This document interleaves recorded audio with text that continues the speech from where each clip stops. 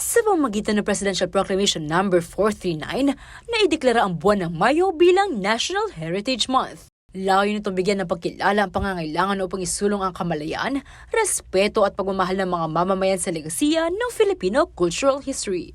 Nakasentro ang selebrasyon ngayong taon sa temang Championing Heritage, Capacity Building to Transform Communities.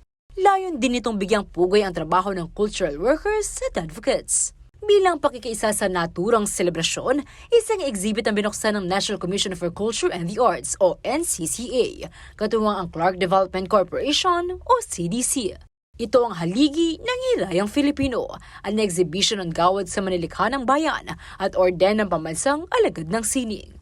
Maaari itong bisitahin sa Clark Museum and 4D Theater sa Serios Menya Street, Clark Freeport Zone, Pampanga hanggang May 31, 2024. Layo nito magsulong ng kamalayan at appreciation para sa kultura at sining ng Pilipinas, kasabay ng pagkilala sa kontribusyon ng local artists sa mayamang cultural heritage ng bansa. Kabilang sa mga makikita rito ang mga obra at naging buhay ni National Artist for Painting Fernando Amorsolo, National Artist for Theater Tony Mabesa, National Artist for Film FPJ, at marami pang iba. Para naman sa ilang mag-aaral, malaking tulong ito para matutunan nila ang sining, kultura, tradisyon at kasaysayan ng Pilipinas. Kita po namin yung iba't ibang mga arts po, yung mga artists po na mga nakatulong po dito sa Pilipinas po. And marami rin po kaming natututunan na knowledge po.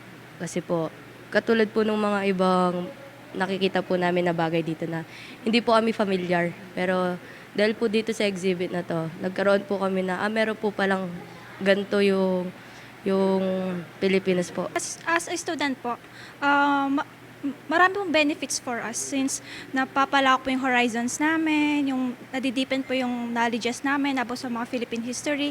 And also, na-discover po namin, na-explore po namin mga different artifacts and also mga different, yung mga Philippine history na mga different people na syempre hindi na po natin alam.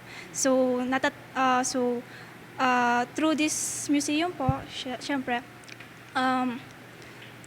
nalalaman po natin yung mga bagay na hindi natin nalalaman.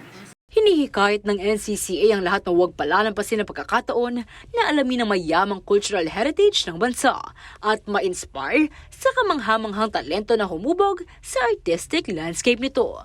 Liana Canilao, CLTV 36 News.